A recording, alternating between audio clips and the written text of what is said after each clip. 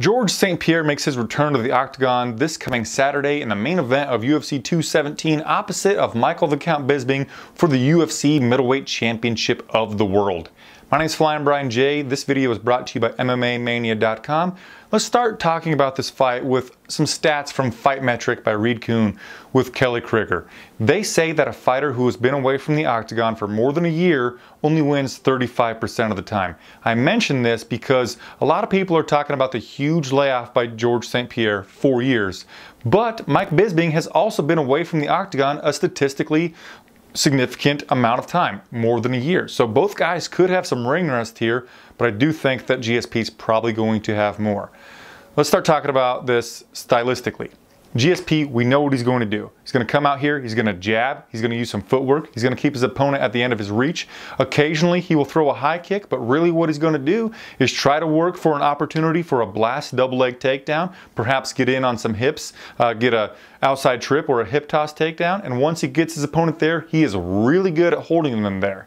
He has somewhere in the 80s his range of takedown accuracy. That is huge, especially considering his long, lengthy Hall of Fame career in the UFC. Let me talk about something that Chael Sonnen said in a Facebook video. He said that he's fought Mike Bisping, he's trained with GSP, and he says that GSP is the stronger fighter. That's going to give him an advantage. He's also the smaller fighter, which should give him an advantage there as well. I don't agree with the smaller thing giving him an advantage, and I almost don't agree that he's the smaller fighter in this matchup. I can't wait to see the weigh-ins on Friday, but on the tail of the tape, GSP is only 2 inches shorter than Mike, and he has a 1-inch reach advantage, so that jab of his could really play a factor in this fight because he's got the longer arms and he's got a longer stance than Michael the Count Bisping.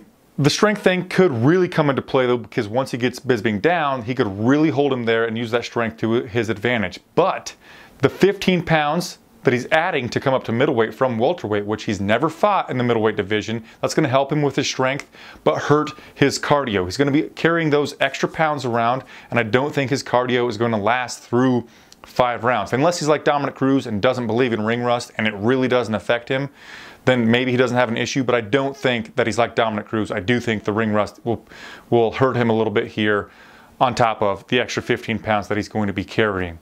Michael Bisping, what is he going to do? Use a lot of lateral movement. He's going to be varying up his timing with his kicks and his punches. He's going to be throwing a lot of left hooks, which I don't think are going to really hurt him here like they did against Dan Henderson. He's going to be throwing mid kicks and also high kicks, changing things up with a lot of his kicking techniques. He doesn't have a wide variety of punching techniques, but overall on the feet, I do think he's the way more diverse fighter in that realm, and he should be able to defeat GSP if this fight were to stay on the feet the whole time.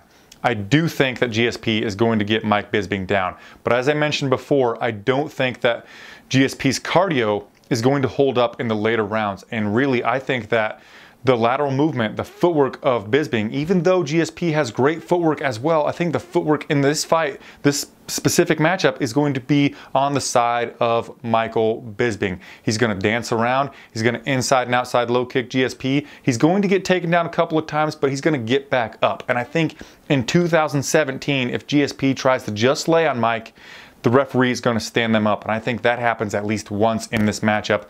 I have Mike Bisping winning rounds 3 through 5, probably. The dude has phenomenal cardio. Even if he gets tagged with one of the most brutal punches ever, he's going to come back from it. I think his cardio, him having fought more recently, is going to be an advantage for him. The diversity with which he strikes is going to be an advantage, and I think that he wins on the scorecards 3 rounds to 2. I've got Michael Bisping and still via decision. Tell me who you're picking in the comment section down below. Please give the video an old thumbs up. I think my goal is going to be